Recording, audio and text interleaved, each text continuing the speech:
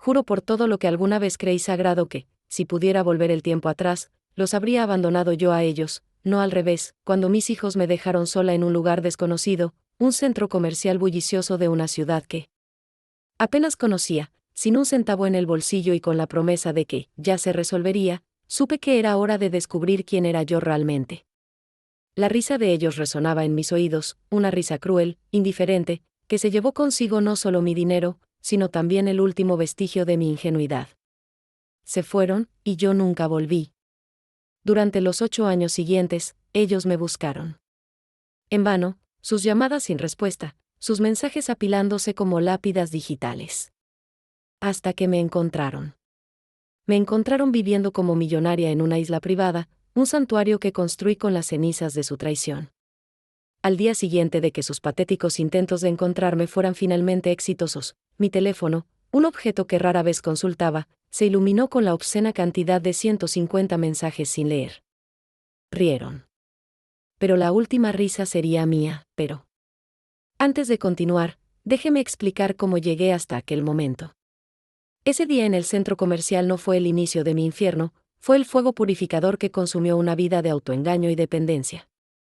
Fue el catalizador que me forzó a mirar de frente la mujer que me había convertido por miedo, por amor equivocado, por una necesidad patológica de complacer a los que, sin saberlo, estaban excavando mi propia tumba. Yo era una mujer que lo había tenido todo, o eso creía. Inteligencia aguda, una perspicacia para los negocios que me permitía ver oportunidades donde otros solo veían obstáculos, una capacidad innata para la estrategia. Sin embargo, todos esos dones, que bien pudieron haberme elevado a alturas inalcanzables, fueron enterrados bajo capas de vulnerabilidad fabricada. Me engañé a mí misma, y permití que otros me engañaran, creyendo que la única forma de ser amada, de mantener una familia unida, era ocultar mi verdadero poder. ¿Qué estúpida fui? Pensé que esconder quién era, mi verdadera esencia, mis ambiciones, mis capacidades, haría que me amaran por lo que soy por dentro, por la versión sumisa y manejable que les presentaba. Qué tola, qué ciega, qué patéticamente dependiente. Creí que, si no los intimidaba con mi intelecto o mi fuerza, ellos me querrían. La ironía es brutal, mi deseo de amor me llevó a la peor de las traiciones. Ahora, mientras me preparo para el inevitable enfrentamiento, mi mente viaja a través de los años, revisando cada dolorosa lección, cada traición que, irónicamente, me forjó en la mujer que soy hoy. Hay un frío, calculador sosiego en mí, una calma que solo se logra después de haber tocado el fondo del abismo y haber encontrado una fortaleza insospechada en las profundidades. No hay rabia desenfrenada, no hay lágrimas.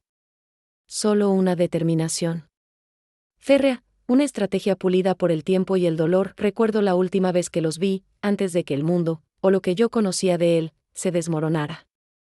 Era un día soleado, irónicamente, y la banalidad de la situación ahora me parece grotesca.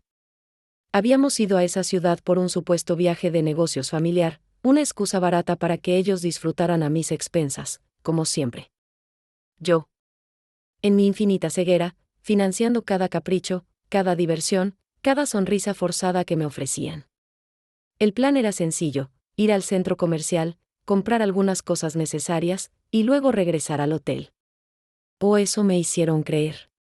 Mamá, ¿por qué no te quedas por aquí un momento mientras vamos por eso? Es una fila larga y aburrida, dijo mi hijo mayor, con esa sonrisa que ahora sé que era condeía un puñal. Mi hija, siempre la más sutil pero igual de venenosa, añadió: sí, mami, te cansas mucho. Relájate, te llamamos en un rato. Y yo, con el corazón inflado de una estúpida felicidad por su preocupación, asentí. Les entregué mi tarjeta de crédito, la única que funcionaba, en ese momento, una mentira elaborada por ellos para dejarme desvalida, y me senté en un banco, esperé 1 hora. Luego 2. Las llamadas a mi teléfono no fueron respondidas. Los mensajes de texto quedaron sin contestar. El sol empezó a ponerse, y la realidad, fría y despiadada, comenzó a filtrarse en mi conciencia. Estaba sola. En una ciudad desconocida. Sin dinero. Sin mi cartera. Sin mi teléfono porque, por supuesto, Ellos habían ideado una excusa para tomarlo prestado y cargarlo para mí. Nada. Absolutamente nada. El pánico, una bestia primitiva, me asaltó. El aire se volvió denso, y las risas de la gente a mi alrededor se transformaron en un murmullo distante y amenazador. Mi mente, que siempre fue mi mayor fortaleza, se convirtió en mi peor torturador. Repasé cada conversación, cada mirada. Cada pequeño desaire que había ignorado, cada excusa que había fabricado para justificar su comportamiento. Están ocupados. Me quieren, solo que lo demuestran de otra manera. Son jóvenes. Son mis hijos, me aman. Dios, qué mentiras me conté. La verdad era tan obvia ahora que me dolía físicamente. Me habían usado. Me habían exprimido. Hasta la última gota de mi ser, y cuando ya no les fui útil, me desecharon como a un trapo viejo. Me levanté del banco, mis piernas temblaban. La humillación era una ola que me ahogaba. Sentía las miradas de los extraños, imaginando que podían ver a través de mi piel la vergüenza y el abandono. Caminé sin rumbo, impulsada por una mezcla de desesperación y una incipiente ira. Que aún no comprendía. ¿A dónde iría? ¿A quién le pediría ayuda? El nudo en mi garganta era tan grande que apenas podía respirar, y fue entonces, en medio de esa desesperación abrumadora, que algo cambió. No fue una epifanía repentina. Con luces de neón y coros angelicales. Fue un clic silencioso pero rotundo en lo más profundo de mi ser. Una voz, mi propia voz interna, que había estado silenciada por años bajo el peso de las expectativas ajenas y mis propias inseguridades, finalmente gritó: «Basta. Basta de ser la víctima. Basta de ser la tonta. Basta de ser la que siempre da y nunca recibe. Basta de ser la que es utilizada y luego desechada». Miré mis manos temblorosas, luego las levanté y las miré de cerca, como si fueran ajenas. Habían construido imperios para otros, pero nada para mí misma. Mis ojos se posaron en mi reflejo en una vidriera oscura. Vi a una mujer demacrada, con el pelo desordenado y los ojos inyectados en sangre, pero también vi algo más, una chispa. Una pequeña, obstinada chispa de resistencia que se negaba a ser extinguida. En ese instante, la vergüenza dio paso a una ira fría y controlada. La desesperación se transformó en una determinación implacable. No les daría la satisfacción de verme derrumbada. No les daría el placer de que su plan de dejarme, resolverme, se convirtiera en mi ruina. No, el juego acababa de empezar, y esta vez, yo establecería las reglas. Me recosté contra la pared fría del centro comercial, sintiendo el concreto áspero a través de mi ropa.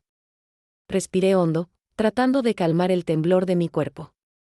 La mente, que antes me traicionaba con recuerdos dolorosos, ahora se puso a trabajar de una manera que no lo había hecho en años. ¿Cómo saldría de esto? No tenía dinero, no tenía teléfono, no tenía contactos en esta ciudad. Estaba, en esencia, en cero. Y esa, paradójicamente, fue mi mayor ventaja. No tenía nada que perder, yo era tan ingenua, me digo ahora. Mientras observo el mar desde mi terraza en la isla. La voz que narra esto no es la voz quebrada de la mujer que fue abandonada, sino la voz serena y poderosa de la que resurgió de las cenizas. Creía que el amor era incondicional, incluso cuando las condiciones eran humillantes. Creí que la sangre era más espesa que el agua, incluso cuando esa sangre me asfixiaba. La verdad es que siempre tuve la fuerza. Estaba ahí, latente. Oculta bajo una fachada de sumisión que construí para protegerme. ¿Protegerme de qué?, me pregunto ahora. ¿De ser demasiado fuerte? ¿De eclipsar a los que me rodeaban? ¿De ser temida en lugar de amada? Qué tonta, qué inmensamente equivocada. Ahora entiendo que no era debilidad, era una estrategia de supervivencia mal concebida. Una estrategia que casi me destruye, pero que, en el último segundo, me salvó al empujarme al abismo. Fue en la caída que descubrí mis alas. Esa noche en el centro comercial, me senté en un banco, no ya con pánico, sino con una extraña claridad. Observé a la gente pasar, cada rostro una historia. Comencé a formular un plan, primitivo al principio, pero que se fue puliendo con cada minuto. No pediría caridad. No me arrastraría. Me levantaría. Sola. Y cuando lo hiciera, no volvería para rogar por amor o aceptación. Volvería para reclamar lo que era mío, y más. La semilla de la venganza, o más bien, de la justicia personal, había sido plantada en el fértil terreno de mi humillación. Pero yo aún no sabía lo peor que estaba por venir, la magnitud de la traición que se revelaría. Fue entonces que descubrí algo que cambiaría todo, algo que me mostraría hasta dónde estaban dispuestos a llegar. Mi padre siempre decía que una mujer fuerte debe saber cuándo mostrar su fuerza, y, más importante aún, cuándo ocultarla para no asustar a los hombres que la rodean. Qué ironía, ¿verdad? Me educaron para ser un camaleón social, una mente brillante disfrazada de delicadeza, una estratega nata camuflada bajo la piel de la complacencia. Nací en una familia de arraigadas tradiciones, donde el rol de la mujer, por muy inteligente que fuera, se limitaba a ser el soporte silencioso y elegante del hombre. Mi madre, una mujer de carácter férreo, me enseñó el valor de la discreción, de la diplomacia, de la sonrisa que esconde más de lo que revela. Mi padre, un hombre de negocios astuto, me instruyó en los intrincados caminos del comercio y las finanzas, siempre bajo la condición de que ese conocimiento se utilizaría para apoyar la prosperidad familiar, nunca para eclipsar a los varones. Creces así, con un don que es a la vez una carga, con una capacidad que debes disfrazar para encajar. Y yo, en mi afán de ser amada y aceptada, abracé esa mascarada con devoción casi religiosa. Esa educación, forjada en la paradoja de la capacidad y la contención, me preparó para hacer muchas cosas, pero no para reconocer la traición. Me dotó de una inteligencia que pocos poseían, pero también me inculcó una vulnerabilidad emocional que me hacía ciega ante el peligro. Mi origen no fue de pobreza, sino de una riqueza con cadenas de oro, donde el honor y la apariencia lo eran todo, y la autenticidad, un lujo que no podíamos permitirnos.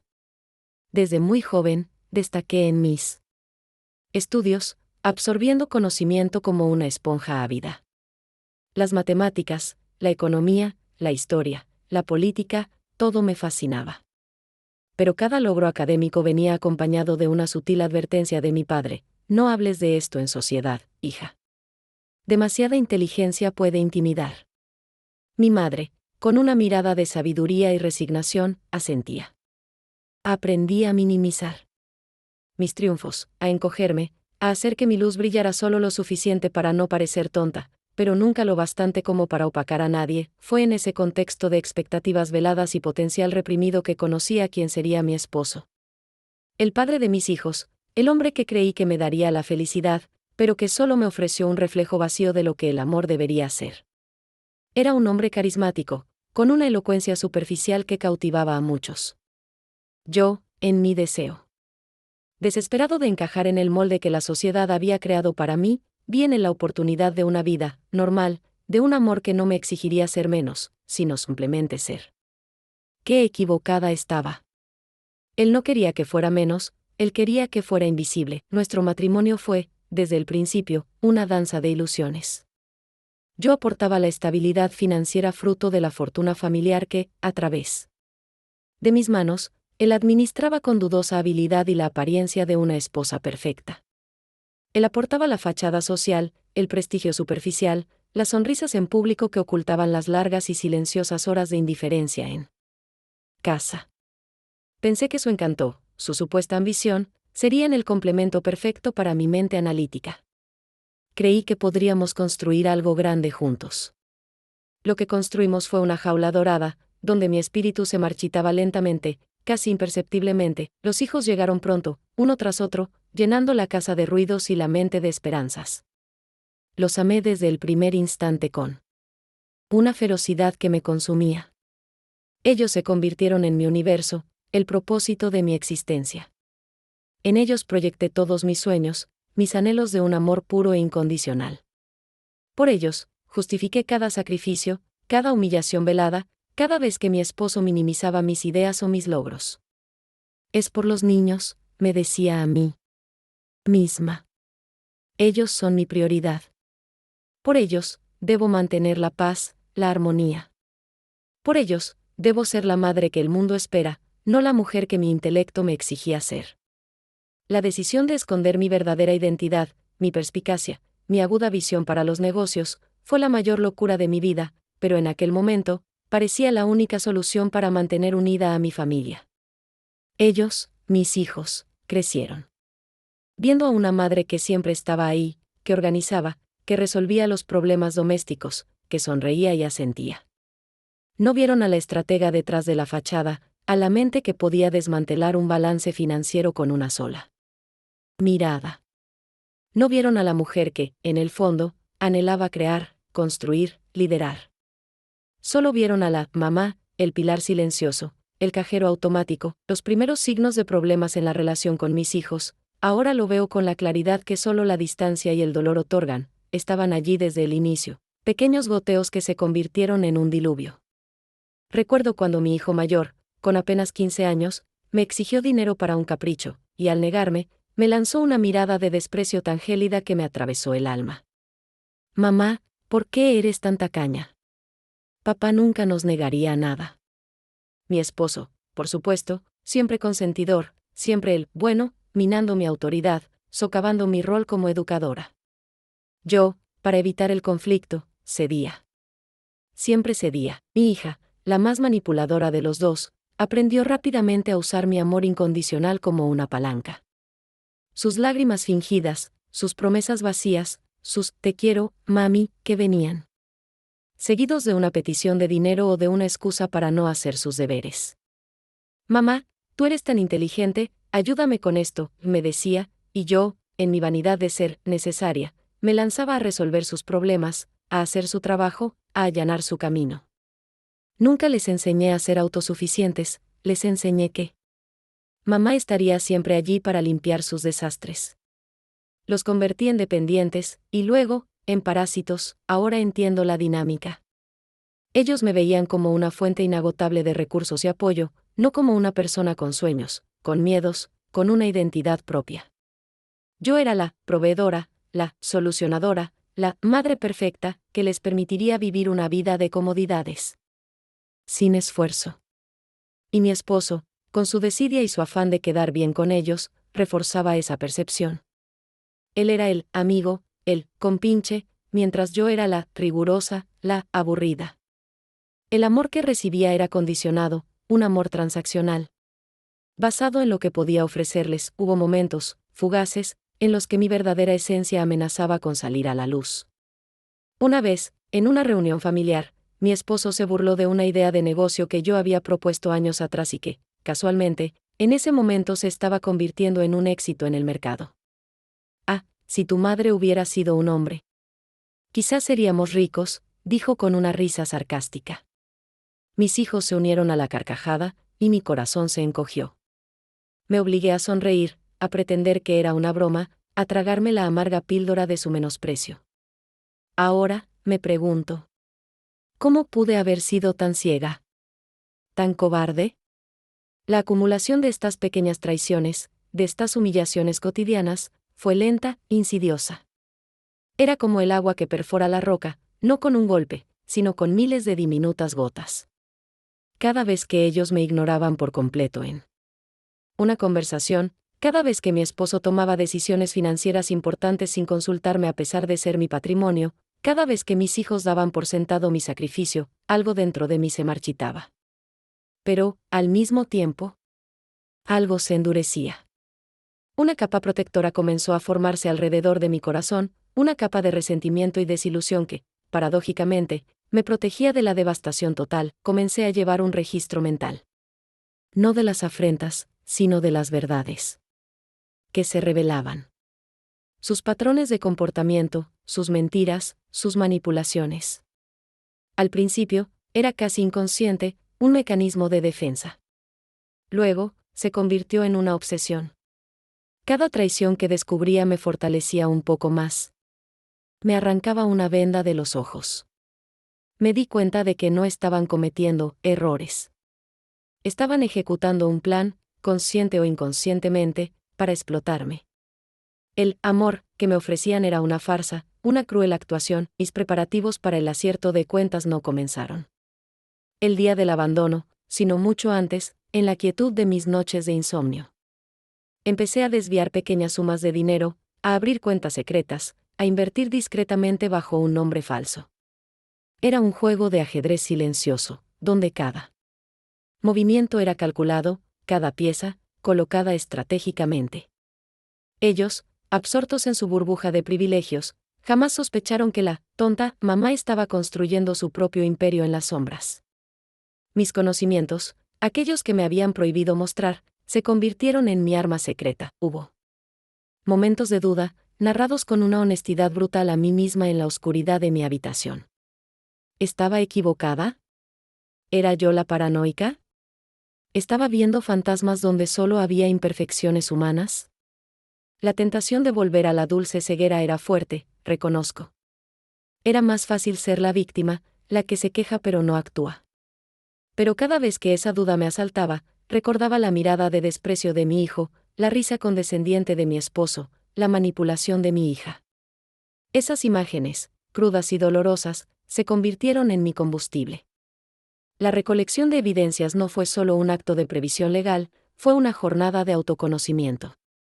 Cada documento que fotocopiaba, cada conversación que grababa, cada transacción que rastreaba, era un paso hacia la recuperación de mi propia dignidad. Era como armar un rompecabezas macabro, donde cada pieza revelaba la magnitud de su traición. Y con cada revelación, mi convicción se hacía más fuerte, no solo merecía justicia, la exigiría. Finalmente, entendí que no era debilidad ser astuta, sino una estrategia de supervivencia en un mundo que había probado ser cruel e implacable. Pero yo todavía no sabía el peor golpe que se avecinaba, el acto final que me empujaría al límite. Fue entonces que descubrí algo que cambiaría todo, algo tan profundo que redefiniría mi concepto de lealtad y amor. La mayor estupidez de mi vida. Así es como, con la distancia que da el tiempo y el dolor superado, defino mi decisión de ocultar mi verdadera identidad. Era como pretender que una orquídea silvestre, vibrante y exótica, era una simple margarita de campo para que encajara en un florero común. Creía que la modestia forzada, la humildad impostada, la sumisión disfrazada de deferencia, serían el precio a pagar por el amor incondicional. ¡Qué ingenua! Lo que obtuve fue un amor condicionado a mi propia anulación, una aceptación que se alimentaba de mi autosabotaje. En ese momento, sin embargo, parecía la única solución para preservar la fachada de una vida familiar perfecta, el único camino para asegurar la lealtad de aquellos a quienes más amaba. Mi historia, vista ahora con los ojos de la mujer que soy, es un estudio de caso en la ceguera autoimpuesta. Yo era una mente privilegiada, capaz de comprender sistemas complejos, de identificar patrones y de prever consecuencias. Sin embargo, en el ámbito personal, esa misma mente se negaba a ver lo obvio. Me había convencido a mí misma de que mi intelecto era una amenaza, una cualidad que me haría indeseable, demasiado, para un hombre y una madre para mis hijos. Era una paradoja cruel. Para ser amada, debía ser menos de lo que realmente era. Desde niña, las palabras de mi padre resonaron en mi mente: una mujer inteligente es una joya, hija, pero una joya que debe saber cuándo permanecer en la caja. Mi madre, con su pragmatismo silencioso, me enseñó a pulir mi apariencia y a pulir mi capacidad de adaptación. Se valoraba la discreción por encima de la brillantez deslumbrante. El talento debía ser un susurro, no un grito. Y así, crecí, internalizando la idea de que mi verdadero yo, mi ambición, mi perspicacia, eran algo a ser gestionado, controlado, escondido. Cuando conocí a mi esposo, él personificaba el ideal de hombre exitoso que mi familia esperaba para mí. Apuesto, extrovertido, con una labia que encandilaba. Él hablaba con confianza de sus proyectos, sus sueños, sus ambiciones. Y yo, acostumbrada a silenciar las mías, lo escuchaba con admiración, creyendo que su fuerza compensaría mi debilidad autoimpuesta. Pobre de mí, en lugar de complementarme, él se alimentó de mi sumisión. Me vio como el lienzo en blanco perfecto sobre el cual pintar su propia grandiosidad, la sombra ideal para que su figura brillara aún más. Nunca le interesó la profundidad de mi intelecto, solo la superficialidad de mi apoyo. Recuerdo el día que le mostré un plan de negocios que había desarrollado en secreto, una idea que, si se ejecutaba correctamente, generaría una fortuna. Él lo leyó con una sonrisa condescendiente, luego lo dejó a un lado. Cariño, eso es muy ambicioso para una mujer. Mejor déjanos a nosotros los hombres los asuntos de negocios. Tú concéntrate en la casa y los niños. Las palabras fueron un puñal, pero yo las envolví en un manto de aceptación. Tiene razón, me dije. Él sabe más. Mi lugar está aquí, apoyándolo. Esa fue la primera de muchas veces que enterré mis propias aspiraciones bajo la losa de las expectativas ajenas. Y fue la mayor traición a mí misma. La llegada de mis hijos solidificó esta autonegación. Ellos se convirtieron en el centro de mi universo. Cada pensamiento, cada acción, cada sacrificio estaba dedicado a su bienestar.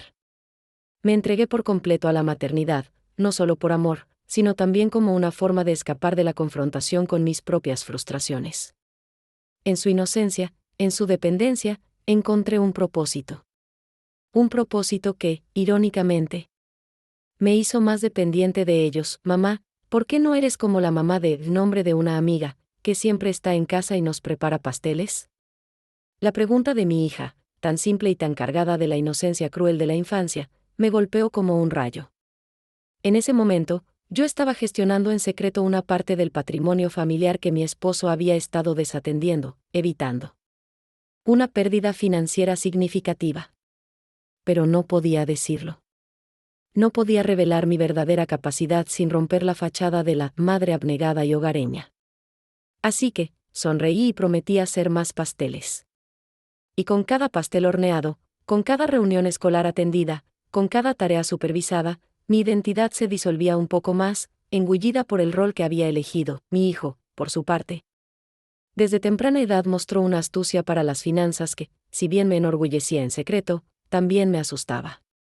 Lo veía manipulando situaciones para obtener lo que quería, y mi mente, la misma que podía desentrañar los mercados financieros, se negaba a ver el peligro. Es un niño brillante, me decía. Tiene el mismo instinto que yo, pero él podrá usarlo sin las restricciones que yo tuve. Qué patética justificación. En lugar de guiarlo hacia la ética y la integridad, le permití cultivar esa astucia para su propio beneficio egoísta, creyendo que, de alguna manera, él me amaría más por ello. Los años pasaron, y mi vida se convirtió en una rutina de autoanulación. Mi esposo manejaba las finanzas oficiales, siempre al borde de la irresponsabilidad, mientras yo, desde las sombras, me aseguraba de que el patrimonio familiar no se desmoronara. Era la equilibrista en un circo donde nadie aplaudía mis actos. Solo los daban por sentado. Mis hijos crecieron en un ambiente de abundancia, sin comprender el esfuerzo ni la inteligencia que se escondían detrás de su comodidad. Me veían como el banco familiar, la fuente inagotable de dinero y soluciones. Su respeto, si alguna vez existió, se había erosionado hasta convertirse en una expectativa exigente. Recuerdo vívidamente una discusión familiar sobre una inversión arriesgada que mi esposo quería hacer. Mis hijos, ya adultos jóvenes, apoyaban ciegamente a su padre, cegados por la promesa de dinero rápido. Yo, con mi experiencia y mi conocimiento, sabía que era una catástrofe esperando ocurrir. Intenté argumentar, presentar datos, razonar con ellos. Pero mi voz fue silenciada, no con gritos, sino con la indiferencia más hiriente. Mamá, tú no entiendes de estas cosas. Déjanos a nosotros, dijo mi hijo. Sí, mamá, no te preocupes, papá sabe lo que hace, añadió mi hija. Mi esposo sonrió triunfante. Me sentí invisible, una sombra en mi propia casa. En ese momento, la humillación fue tan profunda que sentí una punzada física en el pecho. Fue entonces que me di cuenta, ya no me veían como una igual, ni siquiera como una figura materna respetable. Era un accesorio, una reliquia. Esa fue una de las primeras grietas en la fachada de mi sumisión. Esa humillación pública, orquestada por aquellos que deberían haberme protegido, sembró una semilla de resentimiento que comenzó a germinar. Empecé a cuestionar todo. Mi papel en esa familia, la naturaleza de su amor, la validez de mis propios sacrificios. La máscara que había usado por tanto tiempo comenzó a sentirse pesada, sofocante. Comencé a observar a mis hijos con una nueva lente, una lente libre de la pátina del amor ciego. Vi su egoísmo, su entitlement, su falta de empatía. Vi cómo se aprovechaban de mi bondad, de mi disposición a dar, sin ofrecer nada a cambio. Sus peticiones se volvieron más exigentes, sus palabras más hirientes. Mi hija, que solía ser tan dulce, ahora se negaba a visitarme si no le compraba algo que deseaba. Mi hijo, que antes me buscaba para consejos, ahora solo me llamaba cuando necesitaba dinero o un favor. La decisión de proteger mi verdadero yo había sido la mayor traición a mí misma, pero la ironía es que esa traición me abrió los ojos a la traición de ellos. Al ocultar mi fuerza, me había vuelto vulnerable a su explotación. Pero al hacerlo, también había acumulado una reserva de poder, de conocimiento, de recursos que ellos ni siquiera sospechaban. Mi supuesta debilidad se convirtió en mi mayor fortaleza. En mis momentos de soledad, comencé a planear. No un plan de venganza, no todavía. Un plan de escape. Un plan para recuperar mi propia vida, mi propia identidad. Comencé a mover activos. Discretamente, a diversificar mis inversiones bajo nombres falsos en paraísos fiscales. A estudiar leyes y reglamentos que me permitirían desvincularme legalmente de mi esposo y si fuera necesario, de mis hijos. La misma inteligencia que había reprimido por años ahora se desataba con una ferocidad contenida. Ya no era un susurro, era un rugido silencioso. La acumulación de estas evidencias, estos pequeños actos de autopreservación, se convirtió en mi ritual nocturno. Cada documento que ocultaba, cada correo electrónico que archivaba, cada conversación telefónica que grababa, sí, lo hice, la desesperación tiene sus propias reglas, era un ladrillo en la fortaleza que estaba construyendo para mí misma. Era una tarea meticulosa, casi obsesiva, pero cada paso me liberaba un poco más de las cadenas invisibles que me ataban. Reconozco ahora la dualidad de mi ser. Por un lado, la mujer que continuaba sonriendo y asintiendo, la madre que seguía horneando pasteles y resolviendo problemas. Por otro, la estratega implacable, la mente maestra que estaba tejiendo una red de seguridad, un camino hacia la libertad. La evolución de mi pensamiento fue un proceso lento pero inexorable. Pasé de la autoculpa, qué tonta he sido por permitir esto, a un reconocimiento de mi fuerza oculta, pero siempre tuve la capacidad de cambiarlo todo. No. Era ingenuidad, era una estrategia de supervivencia, una que había salido mal, pero que ahora estaba reconfigurando para mi propio beneficio. El suspense de aquellos días era asfixiante. Vivía con el miedo constante de ser descubierta, de que mi esposo o mis hijos se dieran cuenta de mis movimientos. Pero ese miedo, en lugar de paralizarme, me agudizó. Me hizo más astuta, más cuidadosa, más implacable. Me obligó a confiar en mi propio juicio, a depender solo de mí misma. Pero la verdad, la cruda verdad, es que aún no sabía lo peor que estaba por venir. No sospechaba la magnitud de su desprecio, la profundidad de su crueldad. Fue entonces que descubrí algo que no solo cambiaría todo, sino que redefiniría mi comprensión de la maldad humana y me impulsaría a una venganza que nadie podría haber anticipado. Ahora veo que los signos estaban allí desde el inicio, pequeños rasguños en el lienzo de mi maternidad, que yo, en mi ciega devoción, pintaba con una capa de amor y justificación. No eran anomalías, eran patrones. No eran errores inocentes. De niños, eran semillas de un egoísmo arraigado que yo misma, con mi constante complacencia, regaba y nutría. Recuerdo vívidamente los primeros indicios de que algo andaba mal, esas pequeñas punzadas que mi instinto materno intentaba advertirme, pero que mi corazón, sediento de un amor recíproco, se negaba a escuchar. Mi hijo, el mayor, era siempre el más directo en sus demandas. Desde muy joven, aprendió que un berrinche o una rabieta bien orquestada eran las llaves que abrían cualquier puerta. Yo, en mi afán de evitar el conflicto y mantener la paz en el hogar, cedía una y otra vez.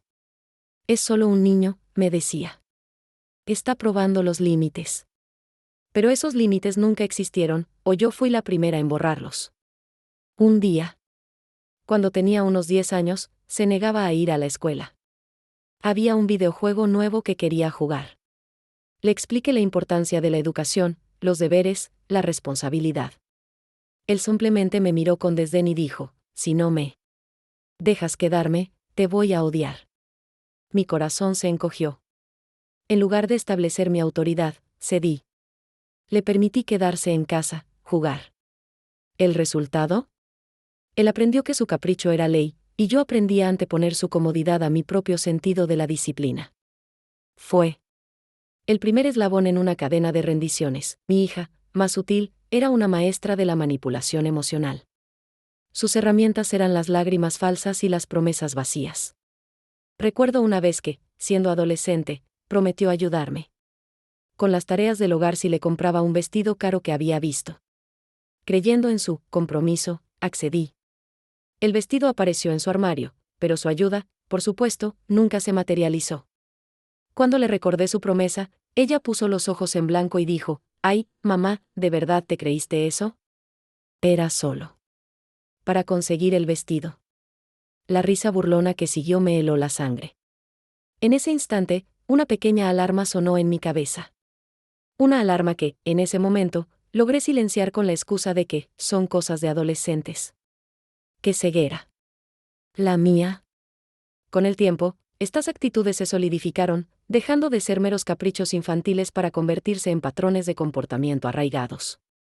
Mis hijos comenzaron a ver el dinero como algo que simplemente aparecía gracias a mis esfuerzos invisibles. No había conciencia de lo que costaba mantener nuestro nivel de vida, ni del sacrificio personal que yo hacía. Mi esposo, por su parte, alimentaba esta fantasía de abundancia sin esfuerzo. Él era el padre cool, el que decía sí a todo. Mientras yo era la mala, la que intentaba poner límites, la que insistía en la responsabilidad. Esta división de roles me dejaba en una posición precaria, la única figura de autoridad que ellos resentían, mientras adoraban al que los consentía. La deslealtad de mi esposo se manifestaba de mil maneras sutiles, pero impactantes. Él desautorizaba mis decisiones frente a los niños, socavando mi credibilidad y mi rol de educadora. «Tu madre es demasiado estricta», les decía a mis espaldas, asegurándose de que yo lo escuchara. No le hagan caso en eso. Era una traición constante, una erosión paulatina de mi figura como pilar familiar. Y ellos, mis hijos, absorbían cada gota de ese veneno. Aprendieron a jugar el juego, a dividir y conquistar, a enfrentar a un padre permisivo contra una madre que, en su ingenuidad, todavía intentaba inculcar valores. El respeto, si alguna vez lo hubo, comenzó a desvanecerse.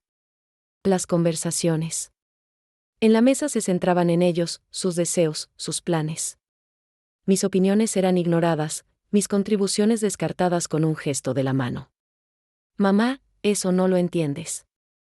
Mamá, tú siempre tan anticuada».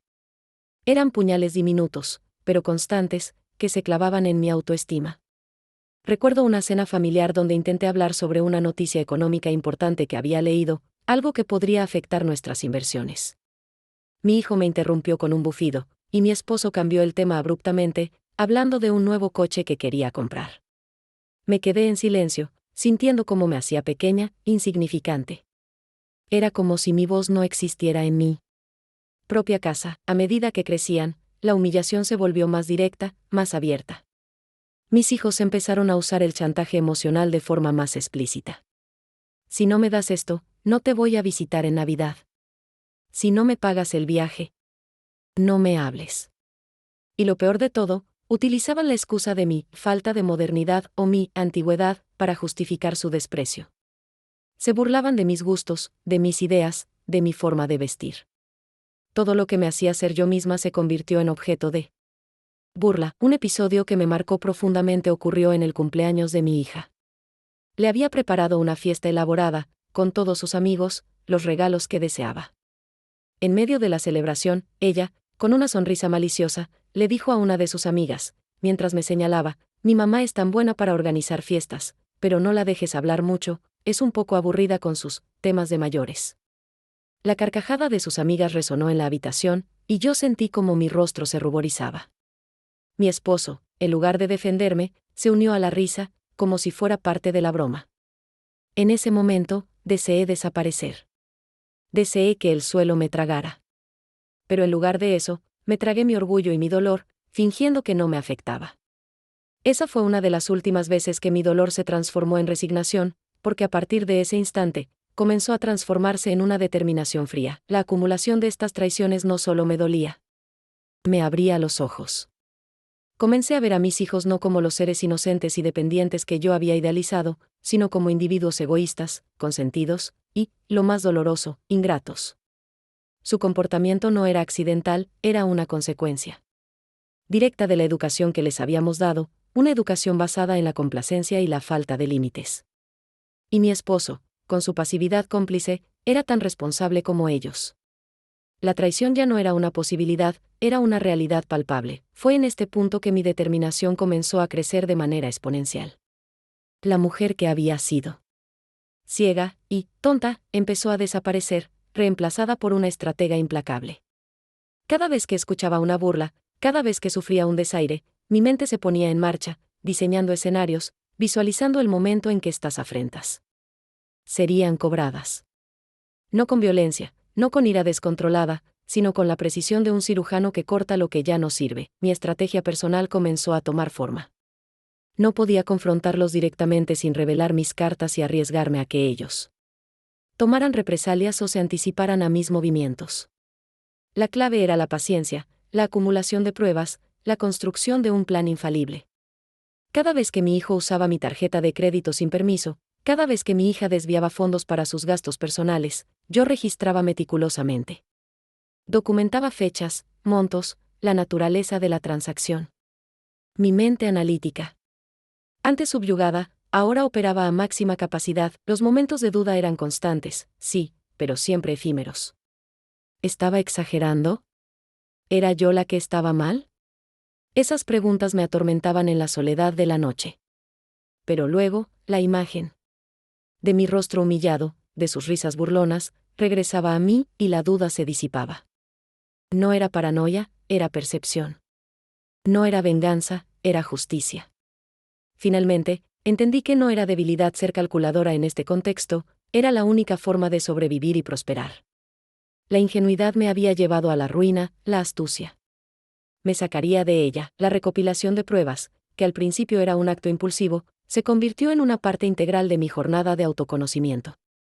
Cada factura guardada, cada extracto bancario analizado, cada conversación grabada así, me volví extremadamente buena en eso. Ocultando dispositivos de grabación en lugares insospechados no era solo evidencia contra ellos. Era evidencia de mi propia liberación. Cada nuevo descubrimiento sobre sus traiciones y acciones desleales me hacía sentir más fuerte, más dueña de mi destino. Era como pelar una cebolla, capa tras capa de engaño se revelaba, y con cada capa, la verdad se hacía más evidente. Y mi determinación, más inquebrantable, fue entonces que descubrí algo que cambiaría todo, me digo ahora, con la voz serena de quien ha ganado la batalla. La trama se espesaba, los hilos de su engaño se entrelazaban en una red tan compleja que solo una mente como la mía, que ellos habían subestimado, podría desentrañar. Pero yo aún no sabía el golpe maestro que se avecinaba, el acto final. De su crueldad que me empujaría al límite y desataría el huracán que llevaba años gestándose dentro de mí. Este descubrimiento no solo revelaría la profundidad de su traición, sino que también sería la chispa final que encendería la llama de mi resurgimiento imparable. La humillación es un veneno lento. No te mata de golpe, sino que te corroe el alma, gota a gota, hasta que apenas reconoces el recipiente. Yo fui el recipiente perfecto para ese veneno, absorbida por la necesidad de ser amada, de mantener una ilusión de familia perfecta. Los momentos de humillación se volvieron tan cotidianos que casi los normalicé, los empaqué en cajas mentales bajo etiquetas como sacrificio, paciencia o amor incondicional. Pero la verdad es que cada uno de esos incidentes era un clavo más en el ataúd de mi autoestima, cada uno fue un golpe que, aunque sordo en su momento, resonaría con una claridad devastadora en el silencio de mi despertar. Recuerdo una cena de Nochebuena. Habíamos invitado a amigos y familiares, la casa llena de risas y el aroma de la comida festiva. Yo había pasado días organizando cada detalle, cocinando, decorando, asegurándome de que todo fuera impecable. Mi esposo, como era su costumbre, se atribuía el mérito del ambiente y la generosidad. Mis hijos, ya jóvenes adultos, se pavoneaban, aceptando los halagos de los invitados por el hogar tan hermoso que sus padres habían creado. En un momento, uno de los invitados, un viejo amigo de la familia, me preguntó sobre mis planes de inversión, sabiendo de mi habilidad para las finanzas. Antes de que pudiera responder, mi hijo mayor, con una sonrisa despectiva, intervino: «Oh, mamá no entiende de esas cosas. Ella solo se encarga de la casa y de que tengamos todo listo». Papá es el cerebro financiero de la familia. La risa de mi esposo se unió a la suya. Sentí un ardor en el pecho, una vergüenza que me subió por el cuello hasta teñir mis mejillas. La escena se ralentizó, vi sus rostros, sus sonrisas de superioridad, la mirada de pena del amigo. Fue un momento brutalmente real, una puñalada pública que yo, una vez más, intenté disimular con una sonrisa forzada y un asentimiento mudo. Me retiré a la cocina, con la excusa de buscar más hielo, y en el silencio gélido de la despensa, me permití un suspiro ahogado. No lágrimas, ya no. Solo una determinación incipiente de que esa sería una de las últimas veces. Otro episodio, igual de lacerante, ocurrió durante un viaje familiar a Europa. Mis hijos habían insistido en visitar tiendas de lujo, comprando caprichos extravagantes. Con mis tarjetas de crédito, las cuales, como la ingenua que era, les había entregado sin reparo. Un día, en una boutique de diseño en París, mi hija eligió un bolso prohibitivamente caro. Cuando le mencioné el precio con cautela, ella me miró con desdén: «Mamá, ¿en serio, no podemos permitirnos esto? Otras madres les compran cosas mucho más caras a sus hijos. Eres tan tacaña». Su tono era despectivo, sus ojos fríos. Mi hijo se unió a ella: «Sí, mamá, no seas tacaña. Para eso trabajas, ¿no? Para darnos una buena vida». Las palabras me golpearon con la fuerza de un látigo. Allí estaba yo, en medio de una tienda elegante, siendo avergonzada por mis propios hijos por el dinero que yo misma había generado y que ellos despilfarraban sin culpa. Sentí las miradas de los vendedores, susurros en francés que imaginaba que eran juicios sobre mi supuesta mezquindad. Cedí, por supuesto. ¿Qué más podía hacer? Compré el bolso, pero cada vez que mi hija lo usaba, sentía un nudo en el estómago. Un recordatorio de esa humillación pública y de la facilidad con la que ellos me manipulaban, pero quizás el incidente que marcó el verdadero punto de inflexión, el que encendió la llama de mi resurgimiento, fue en la boda de un primo lejano. Habíamos viajado a otra ciudad. Por alguna razón, mi esposo había olvidado mi cartera en el hotel, y mis hijos no tenían efectivo ni espacio en sus propias tarjetas para ayudarme. «No te preocupes, mamá», dijo mi hijo. «Nosotros te invitamos todo hoy, ya luego te arreglas». La condescendencia en su voz era palpable. Durante toda la noche, me sentí como una mendiga en mi propia fiesta familiar. No podía comprar una bebida, no podía contribuir con nada. Cuando quise ir al baño, mi hija, con un tono irritado, me dijo: «Mamá, ¿en serio? No tengo cambio para darte. Quédate aquí, ya voy yo por ti, pero apúrate». Me senté en una silla, sintiendo la humillación quemarme por dentro.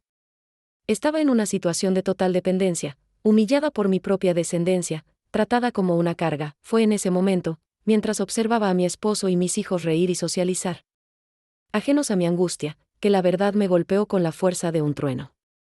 No solo me veían como una billetera andante. Me veían como una molestia, un estorbo. No era amor, era conveniencia. No era afecto, era dependencia parasitaria. La ceguera autoimpuesta se desvaneció de golpe, revelando la cruda y despiadada realidad. La mujer que yo creía ser, la madre abnegada, la esposa complaciente, era una caricatura patética. Y la responsable de esa caricatura era yo misma, por permitirlo. A partir de ese instante, la sumisión se convirtió en una fachada, una cortina de humo detrás de la cual mi mente comenzó a trabajar con una intensidad febril. Ya no era un dolor mudo, era una furia silenciosa y gélida. Cada humillación que antes me hacía encogerme, ahora me endurecía. Cada burla era un ladrillo más en la fortaleza que estaba construyendo a mi alrededor. Mi objetivo no era solo escapar.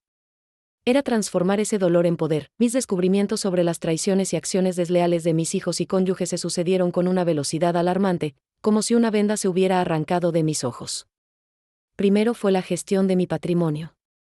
Siempre había confiado en mi esposo para administrar las finanzas de la familia, creyendo en su habilidad. Pero al empezar a revisar discretamente los extractos bancarios y los informes de inversión, descubrí una red de gastos extravagantes y deudas ocultas. Mi dinero, el dinero que tanto me había costado ahorrar y multiplicar, se estaba esfumando en sus caprichos, en sus inversiones arriesgadas que a menudo fracasaban, y en una vida de lujo que no podíamos permitirnos. No eran gastos inocentes, eran desfalcos sistemáticos. Él estaba usando mi capital para sostener una imagen de prosperidad que era totalmente falsa. Luego, vino la revelación sobre mis hijos. Descubrí que ambos habían estado vendiendo algunas de mis joyas de valor, piezas heredadas que para mí tenían un inmenso valor sentimental, para financiar sus fiestas y sus viajes. Lo hacían a mis espaldas, con la complicidad de mi esposo, quien les ayudaba a encontrar compradores discretos. El golpe fue demoledor. No era solo el valor material, era el sacrilegio de mi historia, de mi legado familiar, de mis afectos. Me sentí ultrajada.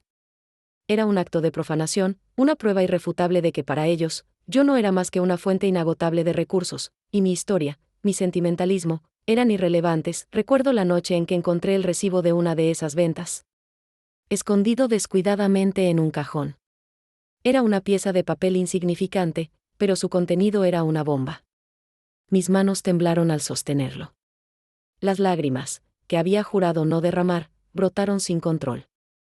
No eran lágrimas de pena, sino de rabia, de una rabia helada que se extendió por todo mi cuerpo.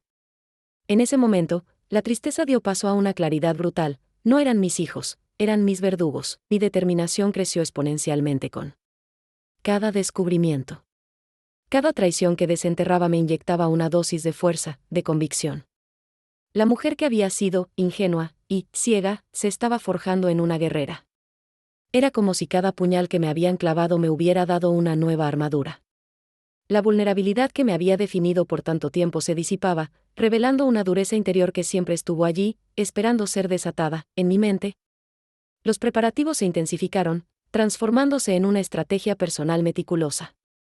Cada conversación que tenía con ellos se convertía en una oportunidad para recopilar más información, para observar sus reacciones, para confirmar mis sospechas.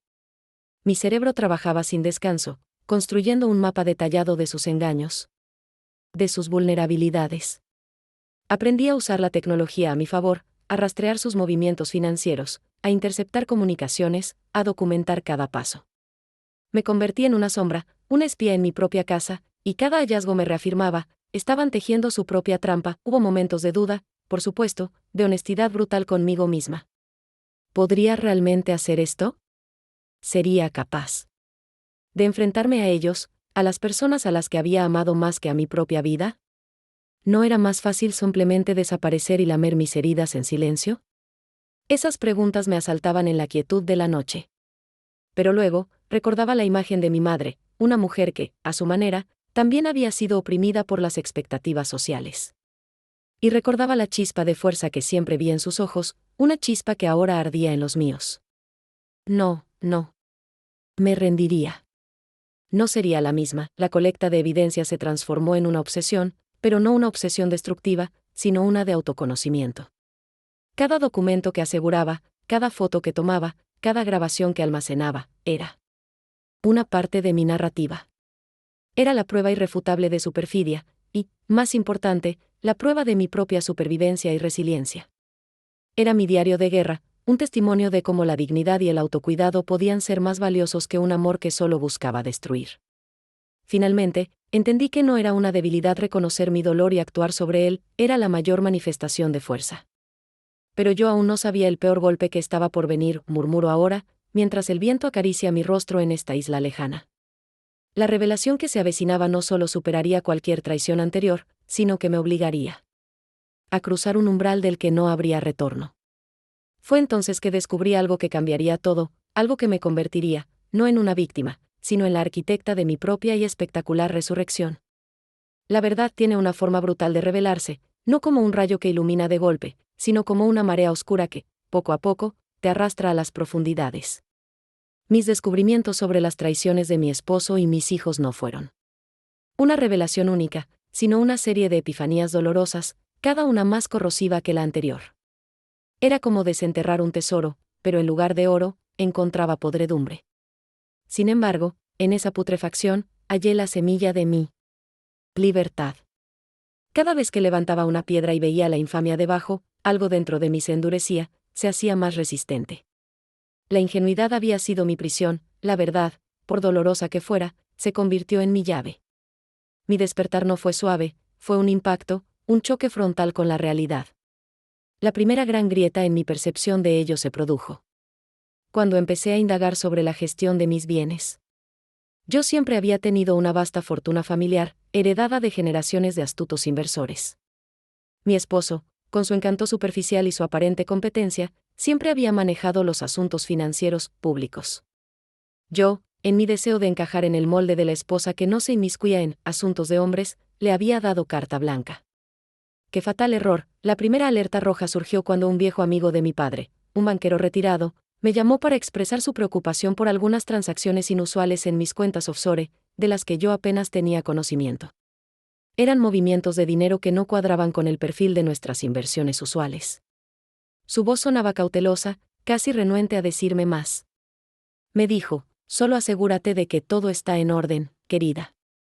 A veces, la confianza ciega puede ser costosa. Esa frase fue un eco de las advertencias silenciadas de mi propia intuición. Me puse a trabajar, en el silencio de las noches, cuando mi esposo y mis hijos dormían, me convertía en una investigadora implacable.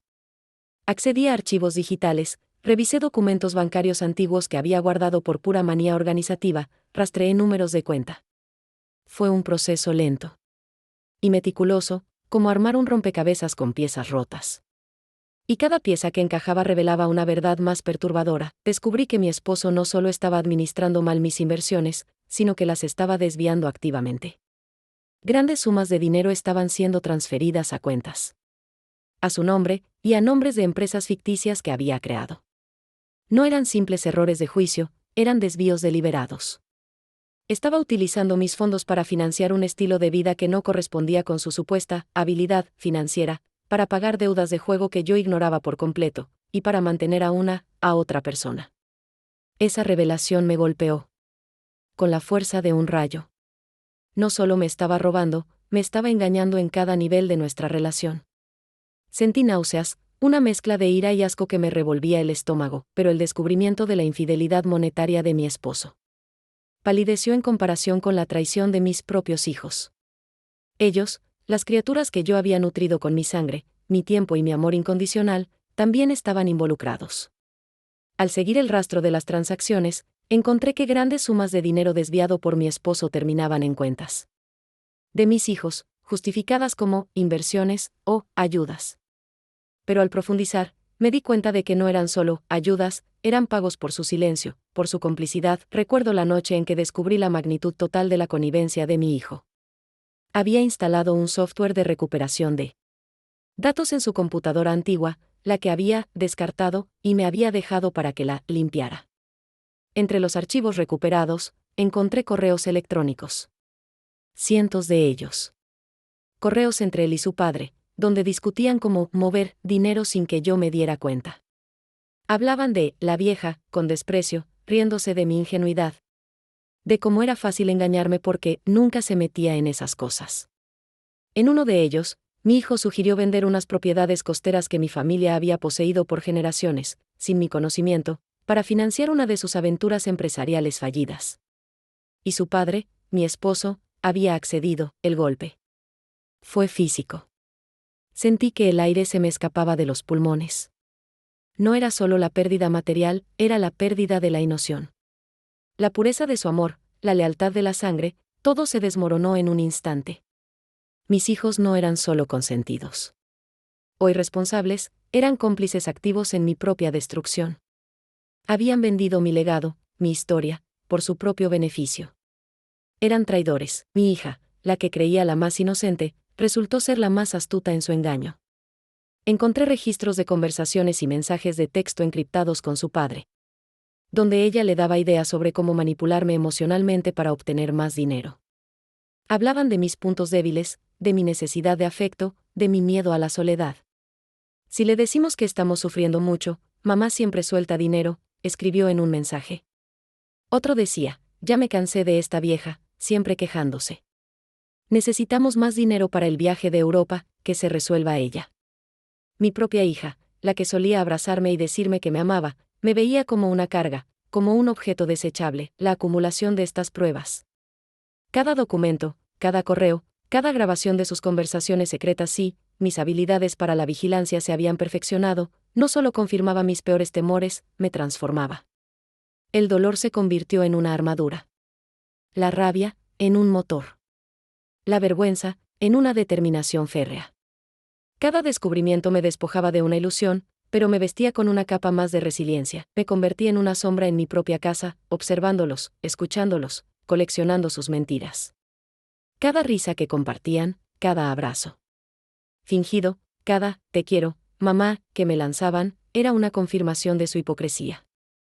Aprendí a sonreírles, a asentir, a actuar como la ingenua que creían que era, mientras mi mente construía el laberinto del que ellos no podrían escapar. Mi determinación creció hasta convertirse en un muro inexpugnable.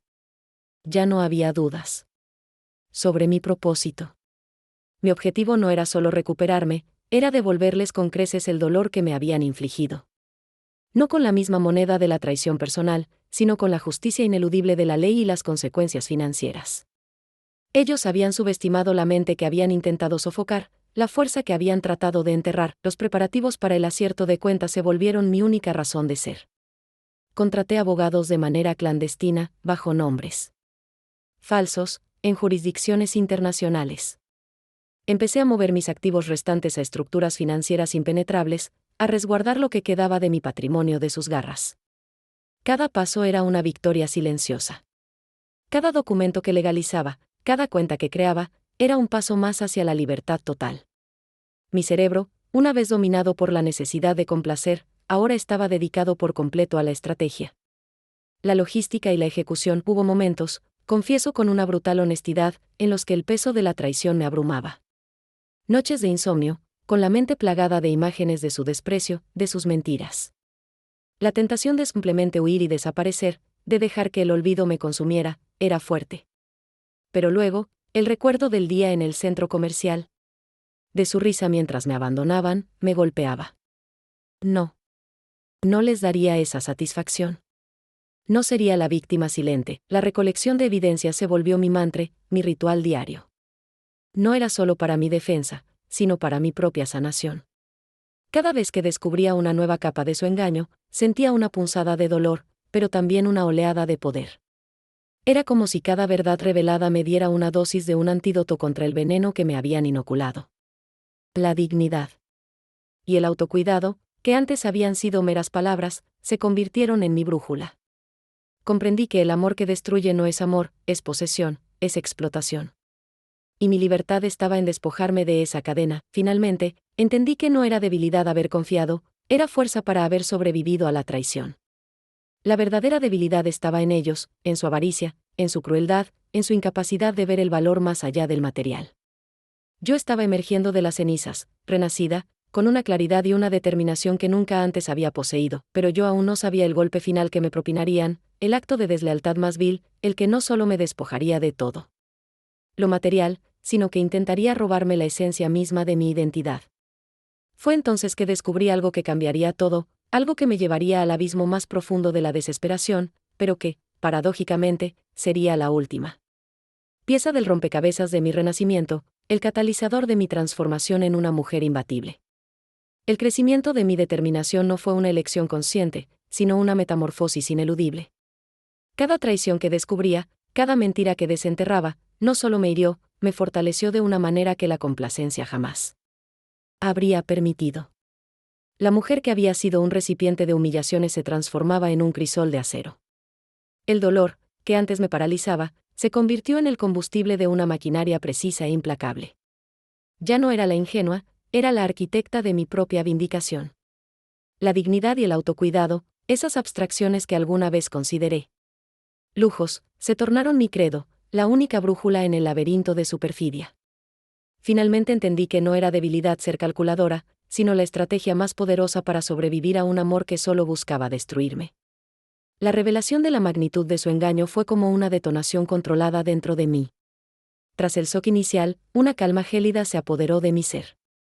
El peor golpe, el que prometí que cambiaría todo, fue descubrir que mi esposo, con la connivencia de mis hijos, no solo había desviado mis activos financieros, sino que había hipotecado la casa familiar, mi hogar de toda la vida, la que mi abuelo había construido, a mi nombre y sin mi consentimiento.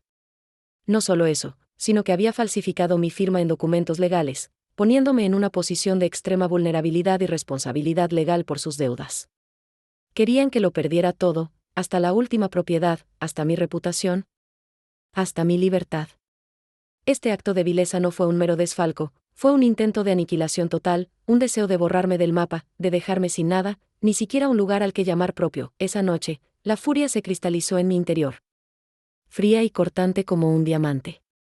No hubo gritos, ni lágrimas. Solo una resolución inquebrantable. Era el punto sin retorno. Se habían cavado su propia tumba al subestimar mi capacidad de contraataque. La mujer que conocían, la que se encogía y cedía, había muerto.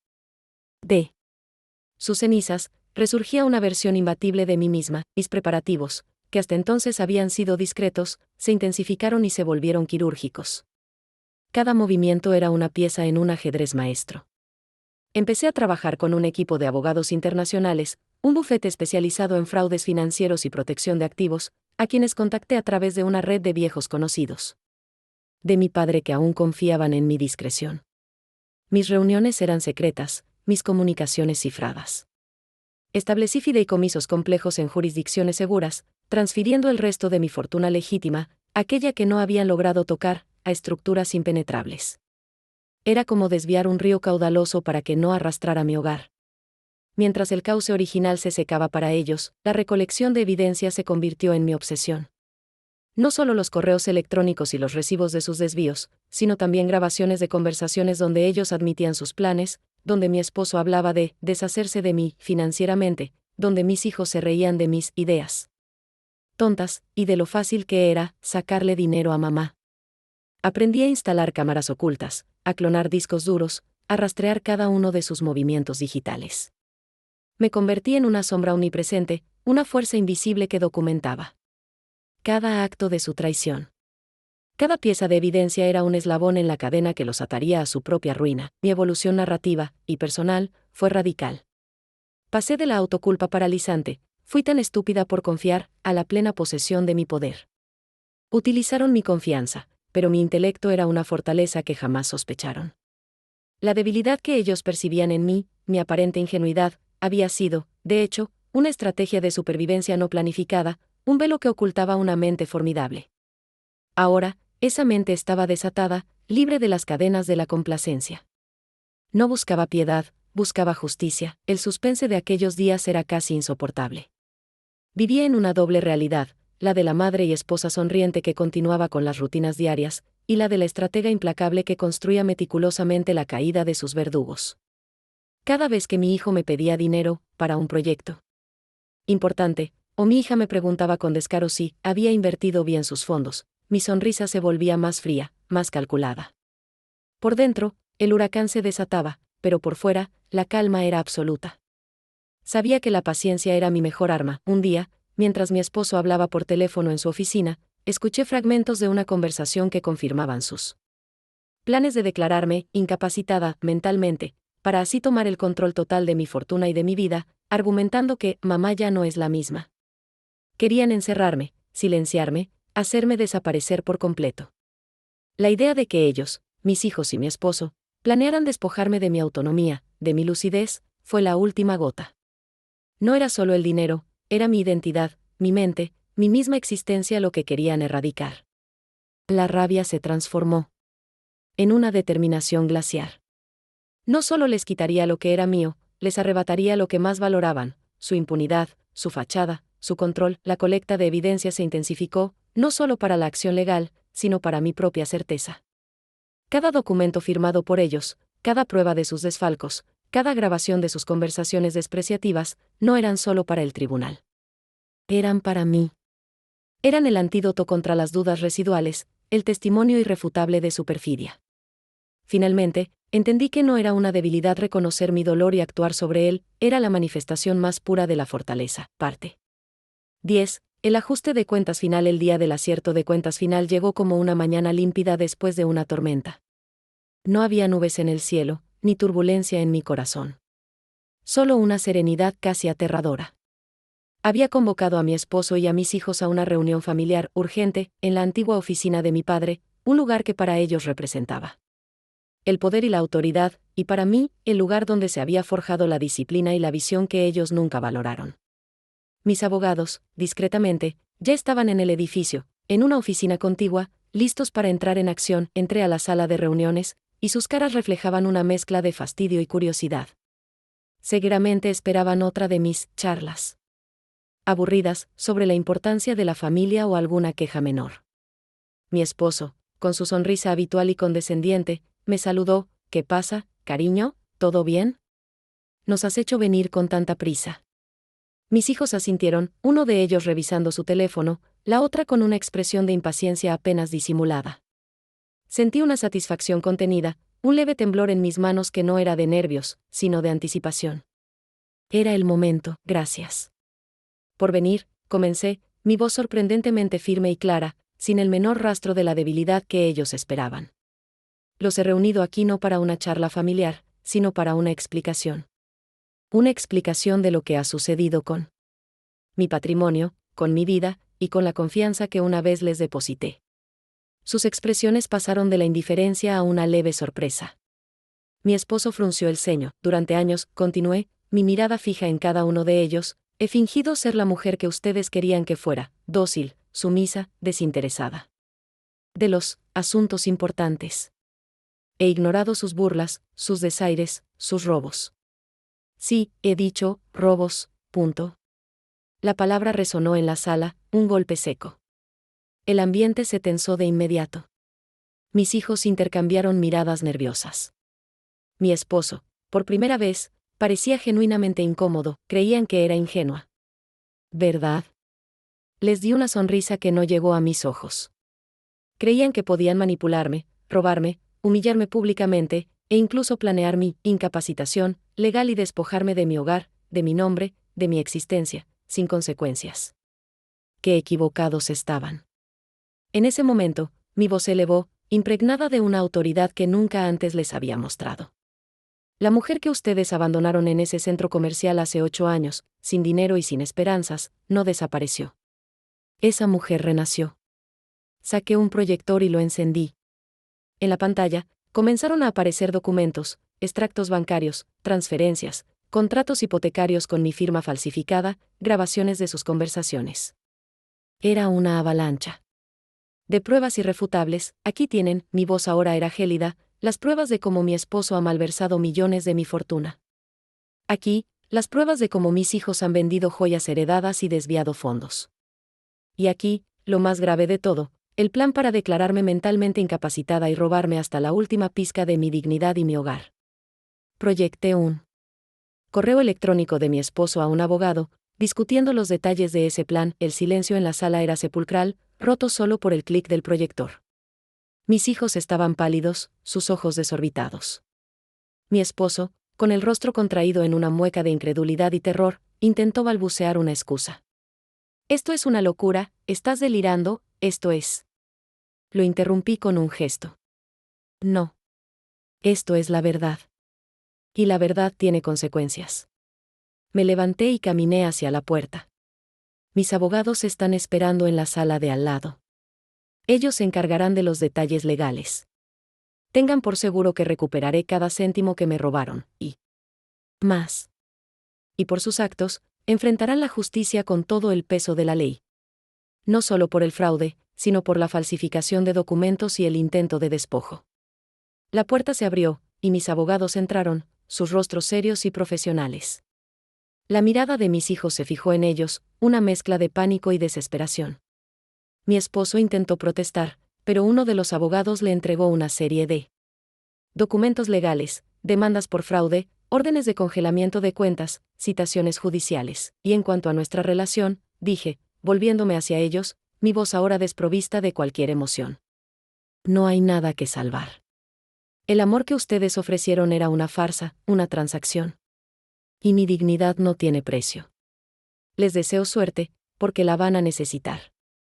Salí de la sala, dejando atrás sus rostros de terror y susurros de incredulidad. No hubo una lágrima, ni un atisbo de arrepentimiento. Solo una abrumadora sensación de liberación. El aire exterior, en contraste con la sofocación de la sala, era fresco y revitalizante. Había hablado, había actuado, y había reclamado mi poder. El proceso de reconstrucción de mi vida fue largo, pero liberador. Los siguientes meses estuvieron llenos de trámites legales, testimonios, confrontaciones con sus abogados. Mis hijos y mi esposo intentaron negar, contraatacar, pero las pruebas eran irrefutables. Sus fortunas se desvanecieron, sus reputaciones quedaron destrozadas. Perdieron sus casas, sus coches, sus lujos. Tuvieron que enfrentar las consecuencias de sus acciones, algo que nunca antes habían hecho. Finalmente, el encuentro final, casi 2 años después del ajuste de cuentas inicial, se dio en la corte. Durante una de las últimas audiencias. No hubo intercambio de palabras, solo miradas. Sus rostros, antes llenos de arrogancia, ahora reflejaban amargura y derrota. Me miraron con una mezcla de odio y un tenue, casi imperceptible, rastro de arrepentimiento. Yo los miré con una madurez que trascendía el resentimiento. No había odio en mi corazón, solo una profunda compasión por la miseria de sus almas, por la vida vacía que habían construido sobre la mentira. Las conclusiones personales sobre autenticidad y autovalor se grabaron a fuego en mi alma. Perdí a una familia que nunca fue realmente mía, pero gané una libertad incalculable y el respeto por mí misma. Aprendí que la verdadera fuerza no reside en la complacencia ni en la sumisión para ser amado, sino en la autenticidad, en la defensa de la propia dignidad. Mi vida en la isla privada es un testimonio de esa libertad. Rodeada de la belleza de la naturaleza, dedico mis días a proyectos que me apasionan, a la lectura, a la escritura. Me reencontré con mi intelecto, con mi ambición, con la mujer poderosa que siempre estuvo ahí, esperando ser liberada. A veces, pienso en esos 150 mensajes sin leer que aparecieron en mi teléfono. Los dejé sin abrir. No importan. No tengo nada que decirles, ni nada que escuchar de ellos. Mi historia ya no se define por su traición, sino por mi triunfo. Emergí de las heridas, no como una víctima, sino como una mujer forjada en el fuego de la adversidad, más fuerte, más auténtica y, por primera vez en mi vida, verdaderamente invencible. La dignidad y el autocuidado son, de hecho, más valiosos que un amor que destruye. Y esa es la lección final que mi viaje me ha enseñado.